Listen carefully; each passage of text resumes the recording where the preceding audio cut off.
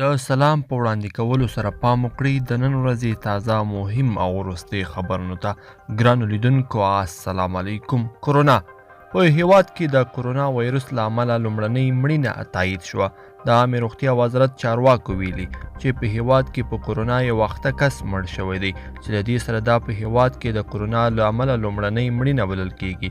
د عامې روغتیا وزارت د معلوماتو له مخې دغه کس په بلخ ولایت کې مړ شوی دی او نن یې ازموینه وښوده چې د مړینې لامل د کرونا ناروغي ده.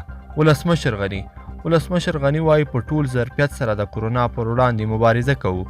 افغان ولسمشر محمد اشرف غني په یو ویډیویي پیغام کې ویلي چې د کابینې په غونډه کې د کرونا وایرس د مخنیوي په لارو چارو خبرې کړې دي. د کابینې نننۍ غونډه د کرونا وایرس د خپرېدو د مخنیوي مسایلو ته ځانګړې شوې وه. کابل ښار ته ورځو. ناپېژاندو وسلوالو د کابل ښار د 5مې امنیتي حوزې په مربوطاتو کې د میدان وردګو ولایت د ښاروالي ظریفي غفاري پر موټر وسلوال برید کړی دی.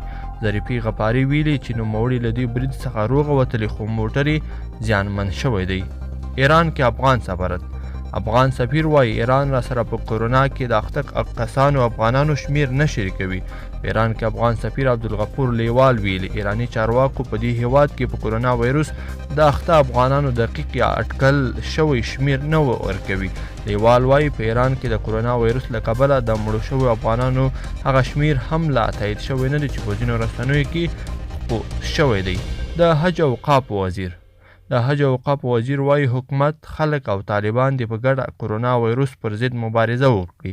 په افغانستان کې د کرونا وایرس د مثبتو پیښو زیاتېدو وروسته د حج او اوقافو وزیر هم له حکومت، خلکو او طالبانو غوښتنه کړې ده چې په ګډه د دې وایرس د مخنیوي لپاره مبارزه او هلې ځلې وکړي.